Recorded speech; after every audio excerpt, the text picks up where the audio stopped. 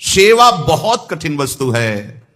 सेवा भगवान की जिसने पधराली, प्रियाजू की पधराली सेवा कर रहा है, आप समझो श्री जी के निकुंज में हो, संशय मत करना, सीधे आपको श्री जी अपनी सेवा में लेंगे यदि सेवा विराजमान। देखो साधना का फल होता है, सेवा का फल नहीं होता। सेवा का सीधा फल होता है स्वामी के समीप नित्य सेवा में पहुंच जाना। आज तक हमें कहीं ऐसा प्रमाण नहीं मिला कि श्री जी की सेवा करने वाले की गति में अंतर हुआ हो। कहीं भी ऐसा साधना से भ्रष्ट होते तो देखा गया, लेकिन श्री जी की परिचर्या करने वाला श्री जी को प्राप्त नहीं हुआ, ऐसा हमें अभी तक प्रमाण नहीं मिला। ये श्री राधा मोहन जी के आराध्य देव थे, आस्करन जी के, और ये सेवा में मगन रहते। देखो जब आप ठाकुर सेवा, जैसे आपको कि अब हम सेवा में रहेंगे तो हमारा काम कौन करेगा, तो पूरी सृष्टि तुम्हारे काम से चल रही है, तुम्हारे चलाए चल रही। अरे कुछ समय, घड़ी दो घड़ी तुम ऐसी निकालो जिससे एकांत चित्त से आनंद पूर्वक अपने लाडले ठाकुर को दुलार कर सको। उनको श्रृंगार करो, भोग लगाओ, आरती करो, 4 परिक्रमा करो, साष्टांग दंडवत करो। जीवन का परम लाभ है ये। पर नहीं, आप खाएंगे हलवा, गरम गरम पकौड़ी, चाय, और ठाकुर जी के सामने वो सफेद वाले दाना नहीं आते, चिरौरी रख दो। अरे भाई तुम क्या कर रहे हो, चोरी कर रहे हो तुम। घर में ठाकुर विराजमान, घर के मालिक विराजमान है, हमें जल्दी ऑफिस जाना है, गरम गरम परेठा ये वो सब, और ठाकुर जी के सामने। हम तो देखते हैं जैसे कोई ठाकुर जी के दर्शन कराने के लिए लाता है तो 4 टाफी, वो भी प्लास्टिक से लिपटी हुई, मतलब देख केवल ले, खा भी नहीं सकते हो क्योंकि प्लास्टिक लगी हुई, ऊपर कवर एकदम ऐसे रखे हुए हैं। वो बोले हमारे लड्डू गोपाल हैं। जब गोपाल हैं तो टॉफी खोल पाएंगे क्या? अगर आपको टॉफी पवाली है तो आप खोल करके सुंदर एक कटोरी में रख करके थे, ऐसे 4 दाने चिरौरी रख दिए, कटे हुए मिश्री के टुकड़े रख दिए। अरे अनंत ब्रह्मांडों का भरण पोषण करने वाला तुम्हारी चिरौरी के लिए मर रहा है। हाँ, अगर तुम्हारे पास केवल चिरौरी ही है तो वो तृप्त हो जाएगा। तुम खाओ हलवा, उसको रखो चिरौरी, तुम पहनो एक से एक बढ़िया कपड़ा, और ठाकुर जी के लिए अलग कपड़ा होता है दुकानों में, वो ठाकुर जी के लिए लेना है।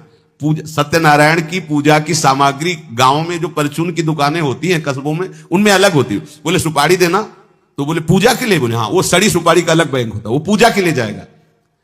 प्रभु के लिए तुम ऐसे चिरौरी रख देते हो। वो नारियल भी जिसमें पाली लो, देखो ना कथा, सत्यनारायण की कथा करनी, हमें नारियल दे दो। वो सूखा नारियल जो किसी काम में ले जाएगा, वो सत्यनारायण के पास जाएगा। वो कपड़ा टून का ना पहन सकते हैं, ना ओढ़ सकते हैं, ना बिछा सकते हैं, ना पोछा लगा सकते हैं, वो ठाकुर जी के लिए बलिहारी है श्रद्धा। तो फिर ठाकुर जी भी ऐसी व्यवस्था करते हैं, ना पहनने लायक ना ओढ़ने लायक, ऐसा तुम्हें नया जीवन देंगे, जरूरत ही नहीं पड़ेगी कपड़े की, घूमो वैसे ही। हाँ, जरूरत ही नहीं पड़ेगी, अन्य योनिया नहीं, कोई जरूरत नहीं है, घूमो। इसलिए सावधान। भगवत सेवा का तात्पर्य है उत्तम भोग लगाए मोर मरकट को से। स्वामी जी महाराज परम विरक्त, वैराग्य की चरम सीमा स्वामी श्री हरिदास जी, लेकिन उत्तम भोग लगाए ठाकुर जी को। उत्तम तुम्हारे पास जो कुछ है उसमें सबसे बढ़िया भोग बनाओ। धन्ना जी के पास बाजरा की रोटी भी पूरी नहीं थी कि भरपेट पाले, तो 1 रोटी रोज ठाकुर को रखते थे। आधी ठाकुर जी पाते थे, आधी आप पाते थे। सुदामा जी के पास कौन सा माखन मिश्री था, वो तंदुल जो पछोरने से बाहर निकलते हैं, किसी काम में नहीं, वो लेके गए थे। ठाकुर जी पाते हो कहते आज मैं तृप्त हो गया। सबरी जी के पास क्या था? जंगली बेर, कहीं कड़ुआ कसेला ना हो, इसलिए चख के मेरे रघुनाथ जी को कहीं कसेला ना लगे। प्रभु वाह वाह करके पा रहे। विदुरानी जी ने कौन सा 56 भोग पवाया, केले के छिलके, भाव दशा में डूबी हुई। देखो हमारे ठाकुर को कुछ नहीं चाहिए, भाव से समझिए। ये बिहारी जी को 4 घंटे बैठने के लिए 10-10 लाख रुपए का फूल बंगला निकले, काम थोड़ी चलाया जाता है। अरे हमारे लाडले सरकार है, अगर 4 घंटे बैठ गए 10 लाख खर्चा हो गया तो क्या? अनंत ब्रह्मांडों का सृजन करने वाला ठाकुर हमारे पास नहीं है। तो ठाकुर जी को आपका भाव चाहिए, और आप तो सो बढ़िया पलंग में, और ठाकुर जी को एक छज्जा में विराजमान किए, छज्जा में ऐसे उतर नहीं सकते, मतलब कूदे तो वैसे ऊंचे, अगरबत्ती दिखा दी चले। आप तो नहीं, अपने लाडले ऐसे प्यार करो, ऐसी जगह सिंहासन रखो कि उतर कर अगर आपके वन विहार करना चाहे तो उतर लेना, ऐसा विराजमान करो आराम से। ओ एकदम वो सिर्फ दीवार में ऐसी जगह, या तो बाहर वाले कमरे में, अपने कमरे में तो ठाकुर जी रहेंगे ही नहीं। अरे भाई अगर घर में ठाकुर जी तो उठते बैठते निकलते, उनके दर्शन हो रहे, चोरी क्या? तुम तो हमारे घर के माई बाप हो, सब देखो, चोरी क्या आपसे? आपको जो अच्छा ना लगे सुधार देना, ऐसे रहना चाहिए। बिल्कुल भगवत प्राप्ति निश्चित है। ये सेवा पद्धति है, बड़े भाव से आप इसको स्वीकार कीजिए। हमारे लाडले बड़े कृपालु हैं। अरे जहर पिला रही है छाती में लगा के तो परम पद दे रहे हो, तुम दूध पिलाओगे तो तुम्हें परम पद नहीं मिलेगा। पूतना जहर लेकर के पिला रही बाल गोविंद को, अभी 6 दिन के ठाकुर हैं, उसे परम पद प्रदान किया, और आप रोज सुंदर सुंदर भोग लगा रहे हो और तुम्हें भगवत प्राप्ति नहीं होगी। ठाकुर जी की आरती उतार रहे हो, बलिहारी जा रहे हो, उनके सामने कीर्तन कर रहे हो, नृत्य कर, विश्वास तो करो ना, तुम्हें भगवत प्राप्ति हो जाएगी। आज करण जी ने एक चौकीदार पूजा गृह के बाहर बैठा दिया और कहा कोई भी भीतर आने ना पावे, क्योंकि एक बार भी सेवा में विक्षेप मुझे बर्दाश्त नहीं। तो ठीक 10 घड़ी का इन्होंने भी नियम, जो नियम लो उसका निर्वाह करो 4 घंटे। दिल्ली का बादशाह किसी कारण से उधर आया हुआ था, उसने कहा मुझे आज करण जी से तुरंत मिलाया जाए। पहले तो राजा लोग होते थे और बादशाह, अब जैसे मुख्यमंत्री और प्रधानमंत्री, राष्ट्रपति। तो जो मुख्यमंत्री हैं ये राजा हैं प्रदेश के, और वो संपूर्ण राज्यों का बादशाह उसे कहा जाता था। आस्करण जी को शीघ्र हमारे सामने उपस्थित किया जाए। प्रार्थना की कि महाराज असंभव, इस समय आस्करण जी महाराज अपने ठाकुर जी की सेवा में हैं और उनका आदेश है 4 घंटे कोई हमसे बात ना करे। आस्करण जी को सूचना देने के लिए बार बार सेवकों को आदेश किया, पर कोई भी सेवक बादशाह की आज्ञा पर नहीं उतरा। हम अपने राजा से ऐसा नहीं प्रार्थना कर सकते 4 घंटे। बादशाह को बहुत कष्ट हुआ कि हमारी आज्ञा का उल्लंघन। तुरंत आदेश किया सेनापति को, बुलाओ, देखते हैं कि हमारी आज्ञा का उल्लंघन का परिणाम क्या होता है। सेनापति तुरंत उपस्थित हुआ। इस नगर के सबको दंड दिया जाए और बंदी बनाकर आस्करण को हमारे सामने लाया जाए, क्योंकि बादशाह है। अब अहम तो विराजमान है ही है, कोई परमहंस थोड़ी है कि अहंकार लीन हो गया है। बताया गया कि ठाकुर सेवा में, भगवत आराधना में 4 घंटे उनके पास कोई सूचना नहीं पहुंचाएगा। बादशाह की आज्ञा का उल्लंघन करने के कारण सब सैनिक जितने थे दब रहे थे। महाराज की तो आज्ञा है कि सूचना न दो, पर यहां तो सब गड़बड़ हो रहा है। बादशाह ही नाराज हो गया। बड़ी घबराहट पूरे नगर में फैल गई और पूरे सैनिकों में फैल गई। ये नरवरगढ़ ग्वालियर से दक्षिण में है। आस्करण जी ना शिकार खेलते थे, ना किसी को दंड देते थे, बस केवल भगवत सेवा, नाम जप, नाम कीर्तन, पूरे नगर को सब सुविधा, सबके घर में ठाकुर सेवा, सबके यहां नाम कीर्तन सुनाई देना चाहिए। जिसको जो जरूरत हो राज दरबार से ले जाए। किसी को लग सकता है अगर ऐसे बढ़ता रहेगा तो राज खजाना खत्म हो जाएगा। नहीं, अज्ञान से तुम सोचते हो। एक बार पूज्य पादुड़िया बाबा के यहां 500 लोगों का भोजन बना। अब वहां उत्सव में 5000 से भी अधिक लोग आ गए, तो जो सेवक जन थे, भंडारी थे, भाग के आए, बाबा अब तो बहुत ही हानि हो जाएगी, क्योंकि सब लोग आ गए, 5000 के लगभग लोग हैं और 500 का ही भोजन बना है। बाबा जी ने कहा घबराने की जरूरत नहीं। गए, अपना ऊपर का चला ऐसे डाल दिया जो रसोई बनी हुई थी। बोले इसे खोलना नहीं, बस बांटते जाओ। सब पा चुके, जितना बना था ना। भगवत प्रताप। हरिराम व्यास जी की बेटी का ब्याह, रात्रि में बारातियों के स्वागत के लिए एक से एक सुंदर पकवान बने हुए थे, क्योंकि जिनके चेला मधुकर शाह राजा थे उनके पास कमी क्या, सब सुविधाएं। हरिराम व्यास जी ने सोचा ये संसारी आदमी इतने सुंदर सुंदर पकवान पाएंगे, ये तो ठीक नहीं है। वृंदावन के संत जन लेंगे तो अपने ठाकुर का भोग लगाएंगे, पाएंगे, कीर्तन करेंगे। कोतवाल को बुलाया वृंदावन के और कहा सब वैष्णवजनों को कह दो कि तुरंत आ जाओ, रमनिया ले जाओ। देखो कैसी भावना है, बेटी का ब्याह है। बोले संसारी आदमी बाराती क्यों पाएंगे। अब आप हो तो कहते हैं अरे इज्जत चली जाएगी, बाबा जी को खवाने से क्या इज्जत है, बारातियों को खवाएंगे तो इज्जत बनेगी। ये किसकी, देहाभिमानियों की। और अपनी इज्जत क्या है, श्यामा श्याम। अगर रसिकों को पवाएंगे तो हमारी इज्जत बन जाएगी, श्यामा श्याम प्रसन्न हो जाएंगे। तो श्यामा श्याम प्रसन्न हो जाएंगे, बाराती भूखे रहेंगे, ऐसा कैसे हो सकता है, ऐसा हो ही नहीं सकता है। हरिराम व्यास जी के, अब उनके लिए तो कोई रोक नहीं, उन्हीं की बेटी का तो ब्याह है। जो भंडारे में सब जमा थे, लड्डू, गुलाब जामुन, ये वो भर भर के अमनिया, ले जाओ ले जाओ। अब ब्रजवासी संत जन सबको बांट दिया, पर जितना भंडारा था उतना ही भंडारा। कर तुम अकर तुम अन्यथा कर तुम सर्व समर्था सा ईश्वरा। तुम प्रभु के लिए समर्पित हो तो तुम्हारे यहां हानि कैसे हो सकती है कि हम भाई ठाकुर सेवा में समय देंगे तो हमारा काम बिगड़ जाएगा, ठाकुर जी की भोग राग की बात करेंगे तो पैसों की कमी हो जाएगी। पक्की मूढ़ता है, ये ऐसा व्यापार है ठाकुर सेवा, संत सेवा, ऐसे करो और कई गुना बढ़कर के हाथ में आ जाएगा, देख लेना। क्योंकि सब दुखों का कारण पाप है, और जब ठाकुर सेवा, संत सेवा, तो इससे पाप नष्ट होते हैं। जे ही पाप नष्ट हुए, सुख का मार्ग खुल गया, पर अज्ञानी जानता नहीं है। अब बादशाह के आदेश से हड़कंप मच गया। कही कह पठाई कहो कीजिए लड़ाई, सुनी रुचि उपजाई चली पृथ्वी पति आयो है। पर्यो सोच भारी तब बातियों विचारी कही, आप एक जावो गयो अचरज पाई है। सेवा करी सिद्धि साष्टांग होई के भूमि परे, देखी बड़ी बेर पांव खड्ग लगायो है। कट गई एड़िए पे टेढ़ी हूं न भौं करी, करी नित नेम रीति धीरज दिखाई है। बादशाह ने कहा आखिरी हुक्म है, आस्करण को हाजिर किया जाने, संपूर्ण सेना से विध्वंस मचा देंगे, नरवर गण को पूरा नष्ट कर देंगे। जो प्रधान सेना नायक था वो हाथ जोड़ करके बादशाह से बोला कि आप समझो, हम आपके सेवक हैं, आपसे लड़ कैसे सकते हैं, आप बादशाह हो, पर मेरी प्रार्थना है आप अकेले जाकर के देख लीजिए, आस्करण जी सेवा में है, अकेले जाकर बात कर, हम सूचना नहीं दे सकते पर आपको रोक नहीं सकते, आप जाकर के बात कर लीजिए। बादशाह को लगा कि बात तो सही कि हमारे ही अनुकूल है, ये कोई वैरी तो है नहीं, चलो कोई अंगरक्षक नहीं। और स्वयं अंदर जाकर के देखा तो सारी सेवा हो चुकी थी, ठाकुर जी की साष्टांग दंडवत कर रहे थे।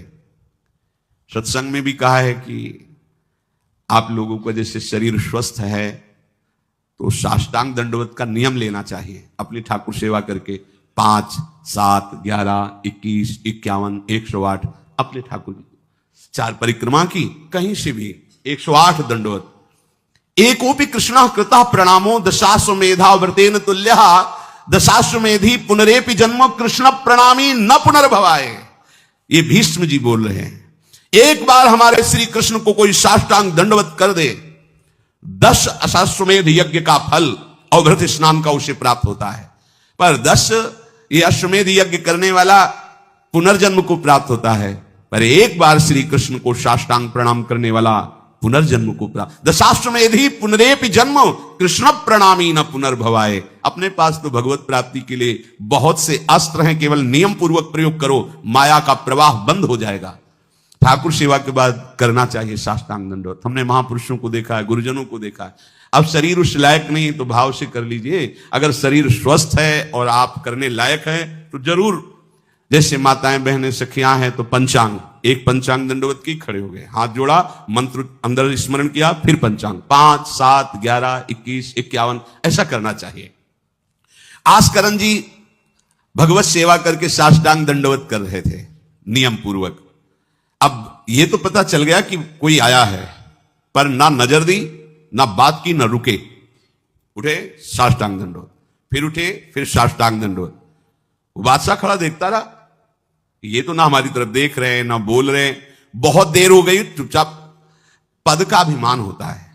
अब वो बादशाह ठहरा, खींची तलवार म्यान से निकाली और जेब साष्टांग हुए तो मारा ऐसे तो एड़ी उड़ गई, कट गई एड़ी आस्करण जी की।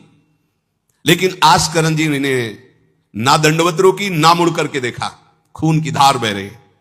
निष्ठा देखिए, यह है अनन्य भक्ति की निष्ठा।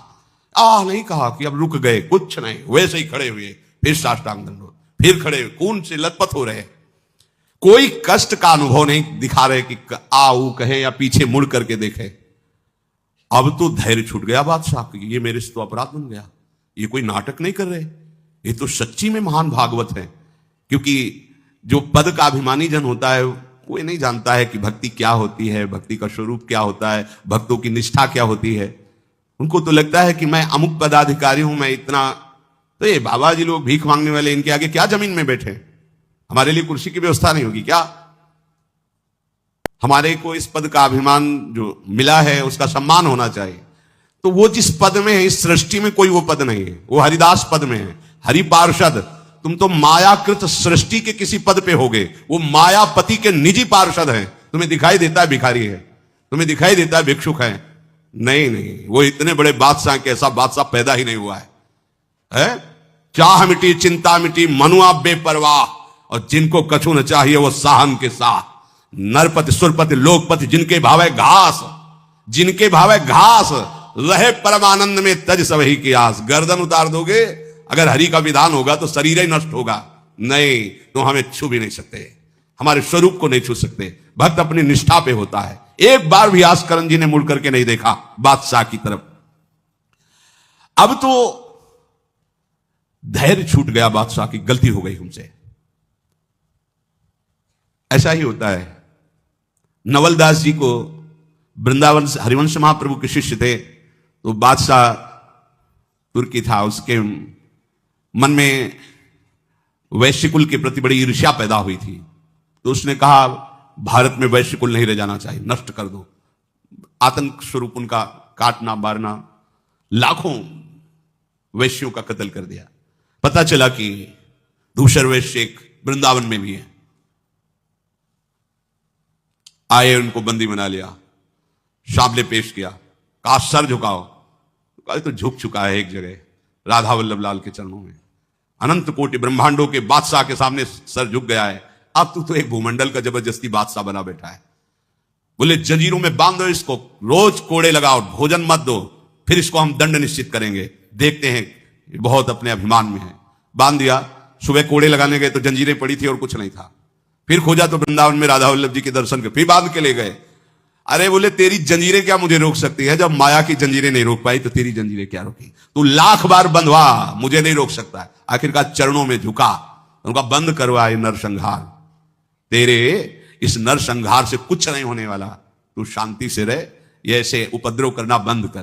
तो जो पदाभिमानी जन है, एक अभिमान में न जाने कैसे कैसे बड़े अपराध हो जाते हैं, भक्तों को नहीं जानते हैं। उठी चिकडारी तब पाछे सो निहारी, कियो मुजरा विचारी बादशाह तिरिझे हैं। हित की सचाई यह ने कुना कचाई होत, चर्चा चलाई भाव सुनि सुनि भींजे हैं। बीते दिन को नृप भक्त सो समायो, पृथ्वीपति दुख पायो सुनि भोग हरि छीजे हैं। करे विप्र सेवा तिने गांव लिख न्यारे दिए, वाके प्राण न्यार लाड़ करो कही धीजे हैं। पूरी दंडवत की, ठाकुर जी को प्रार्थना की, चिक डाल दी जो मध्याह्न विश्राम की, फिर पीछे मुड़े, तब तक खून बह रहा है। पीछे मुड़कर देखा बादशाह जोहार की, बिल्कुल गुस्सा नहीं। राजा को इनकी ये धैर्य शैली देखकर कि अपने इष्ट के प्रति निष्ठा और मेरे अपराध का कोई भी इनके ऊपर प्रभाव नहीं, रीझ गया, बहुत प्रसन्न हुआ और कहा आज मेरे नेत्र सफल हुए कि मैंने ऐसा निष्ठावान भक्त देखा। ना तो तुम्हारी भ्रकुटी में थोड़ा भी रोष है और ना तुम्हें पीड़ा है और ना कोई थकावट है। हम आपसे वार्ता करना चाहते हैं, क्या है आप में ऐसी सामर्थ्य कहां से आई कि आपने अपनी निष्ठा छोड़ी और तलवार से एड़ी काट दी? एड़ी, अरे ऐसे काट, जरा सा कुछ लग जाए तो देखो कैसा लगता है। एड़ी कट गई, खून निकल गई, दंडवती बंद नहीं हुई। जब वो बैठ करके भगवत भक्ति की बात की, बादशाह के आंसू आ गए। संत का यही प्रभाव होता है। देखो राजा हैं पर संत हैं। विभीषण जी से भगवान कहते तुम सरीखे संत प्रिय मोरे, धरो देह नहीं आन। ये नहीं भूल होनी चाहिए कि अरे ये तो बड़े अच्छे कपड़े पहने, ऐसे ऐसे, ये क्या भक्ति करते हो। भक्ति का मतलब केवल इतना ही नहीं है कि भिक्षुक वेश हो। भक्ति किसी से भी हो सकती है, कोई भी हो सकता है, कहीं भी हो सकता है, क्योंकि सब भगवान के बंदे, सब भगवान को दुलार कर सकते हैं। अपनी कीमती रुमाल तत्काल पट्टी बांधी अपने हाथ से आस्करण जी के चरणों में। स्वयं बादशाह ने घुटने टेक कर तुरंत और कहा कि आज मैं निहाल हो गया। आपकी ये जो भक्ति है, ये जो निष्ठा है, आज प्रभु की हम पर बड़ी कृपा है जो मुझे दर्शन हुआ आप जैसे भक्ति की निष्ठा का। बादशाह अत्यंत प्रसन्न होकर के आपको क्या सुख प्रदान करें। होगा हमारी सेवा निष्ठा है, आप जब चाहते तब आदेश दे देते, तो आप मुझे अपने आदेश से मुक्त कर दीजिए। आज के बाद हमारा कोई शासन आपके ऊपर लागू नहीं रहेगा। आप जब चाहें स्वेच्छा से आप आ सकते हैं, ना आए तो आपका राज्य, हमारा कोई अधिकार आज से नहीं। श्री आस्करण जी को एक बार बहुत शरीर में बुखार आ गया। इतना कष्ट पीड़ा होने लगी। अब वो कैसे सेवा करे, भीषण कष्ट है, उठा नहीं जा रहा। प्रातःकालीन बेला से ही सेवा प्रारंभ होती थी। बस उनको एक चिंता है कि अब सेवा कैसे होगी, सेवा कैसे होगी। उसी शिथिलता में भगवान अपने निजी सेवक में जो और परिचर्या करने में थे उनको आदेश किया, चरणामृत पिला दो, ठीक हो जाएंगे। वो रात्रि में ही चरणामृत, महाराज ठाकुर जी ने कहा चरणामृत, आप जो ही चरणामृत पिया शरीर का रोग नष्ट हो गया, स्वस्थ हो गए, सुबह सेवा में गए। इसलिए आप लोगों से प्रार्थना करते हैं, अकाल मृत्यु हरणम सर्वव्याधि विनाशनम श्री कृष्ण पादोदकम पीत्वा पुनर्जन्म न विद्यते। मान लो भैया, एक डॉक्टर औषधि देता है, पैसे लेता है, फीस के पैसे भी लेता है, और ना फायदा करे तो भी उसी दवाइयों का तुम आश्रय लेते हो। हम कह रहे हैं कि संसार से मुक्त होने के लिए चरणामृत सिद्ध औषधि है। रोज चरणामृत ठाकुर जी का पियो, कोई पैसा नहीं लगता। बिहारी जी, राधा वल्लभ, राधा रमन, जहां चाहो, बड़े उदार ठाकुर। चरणामृत, अगर इतना चरणामृत मिला उसमें आप 1 लीटर जल मिला लीजिए, चलता रहेगा। जब कमी लगे फिर जल मिला लीजिए, चरणामृत ही रहेगा। आप वर्षों इतने चरणामृत को पी सकते हैं जल मिला मिला के, अकाल मृत्यु नहीं होगी। समस्त रोगों के नाश करने की सामर्थ्य चरणामृत में है। कोई भी व्याधि आपको परास्त नहीं कर पाएगी। और पुनर्जन्म न विद्यते, हम भगवान के धाम में चरणामृत के प्रभाव से चले जाएंगे। अब इस पर श्रद्धा कितनी है देखो, आप 10 बार वर्णन किया होगा। नियम से चरणामृत पियो, अपने ठाकुर जी का, श्री जी का चरणामृत पात्र में रख लो, 2 बार 3 बार दिन में पियो। चरणामृत आपको अकाल मृत्यु हरणम सर्वव्याधि विनाशनम श्री कृष्ण पादोदकम पीत्वा पुनर्जन्म न विद्यते। एक बार किसी विपक्ष राजा ने आक्रमण कर दिया आस्करन जी के ऊपर। आस्करन जी के जब बात पता चली कि वो आक्रमण, तो उनका प्रभु हमसे मार काट नहीं होगा, सब में आप विराजमान हो, अब हमसे नहीं हो, या तो राजपद हटाओ, मुझे कहीं एकांत ले चलो, मैं आपके लिए रोऊं तड़पूं, अब ये सब नहीं होगा कि अब हम फिर तलवार उठाएं, मार काट शुरू करें। पर अंदर से आया कि तुम राजा हो तो प्रजा की रक्षा करना तुम्हारा कर्तव्य है। तो उन्होंने पूरी सेना सजाई, जानते हो कैसे? सब मंजीरा लो और स्वयं बोले नाम कीर्तन करो, राधा वल्लभ श्री हरिवाल श्री वृंदावन श्री। कहां जा रहे हैं? बोले युद्ध करने जा रहे हैं। ऐसे युद्ध होता है। प्रभु से कहा हमसे मारकाट होने वाली नहीं, जब हमारा कर्तव्य है तो हम ये कर्तव्य कर रहे हैं। राधा वल्लभ श्री हरिवंश, राधा नाम कीर्तन। तुरंत आकाश में मेघ छा गए और इतने बड़े बड़े ओले शत्रु पक्ष में और हल्की फुहारे इधर के पक्ष में। जहां नाम कीर्तन, हवा चल रही, हल्की हल्की नन्ही नन्ही फुइयां बरस रही और कीर्तन में, और उधर इतने इतने बड़े ओले, सब भाग गए। अस्त्र शस्त्र की आवश्यकता नहीं हुई। शत्रु पक्ष जब भागा और उधर का राजा के चरणों में गिरा कि मुझे माफी दे दो, मुझे पता नहीं था आप इस कोटि के महाभागवत हैं। यह है अनन्य भक्ति। यदि हम अपने प्रभु की सेवा, प्रभु का नाम जब, प्रभु के गुणों का गायन करते हैं, तो किसी की भी ताकत नहीं कि हमें परास्त कर सके। और आप भूल जाइए ये बात कि आपके ही किए सब कुछ होता है। आप देहाभिमान में भटक रहे, आपके किए ले। हम कह रहे मान लो, मान लो, केवल प्रभु की करुणा एक दृष्टि से अनंत ब्रह्मांड का सृजन हो गया। एक दृष्टि से अनंत ब्रह्मांडों का सृजन। भैया तुम्हारा परिवार क्यों दुखी रहेगा? तुम्हें क्यों भूखा रखेंगे प्रभु? पशु पक्षियों को देते हैं, हर जीव जंतु को देते हैं। तुम तो भगवान के भक्त हो, तुम्हारे को कैसे नहीं देंगे? विश्वास करो, जो तुम्हें कार्य मिला है धर्म पूर्वक करो, नाम जप करो, प्रभु की सेवा करो। गंदे आचरण, गंदे नशा, गंदी बातें, ये सब छोड़ दो, क्योंकि यही तुम्हारी दुर्गति, अशांति का कारण बनेगी। पैसा बढ़ा है, मदिरा पान करना, व्यभिचार करना, उसे सुख समझ रहे हैं। पैसा है, पद है, समझ रहे हैं कि हम जीवन का लाभ ले रहे हैं। अरे ये लाभ तो सुअर कुत्ता भी ले रहे भैया।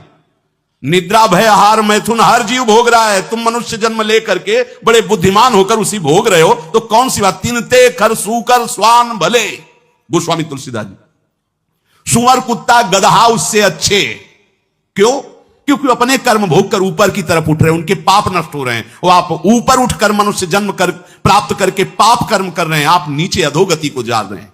इसलिए सबसे प्रार्थना है, ये गंदे आचरण, जब आप मदिरा पीते हैं तो आपकी बुद्धि तमोगुण राक्षसी वृत्ति से हो जाती। खुद आपको अनुभव इस बात का, आपकी दुर्दशा हो जाती है, बुद्धि भ्रष्ट हो जाती है।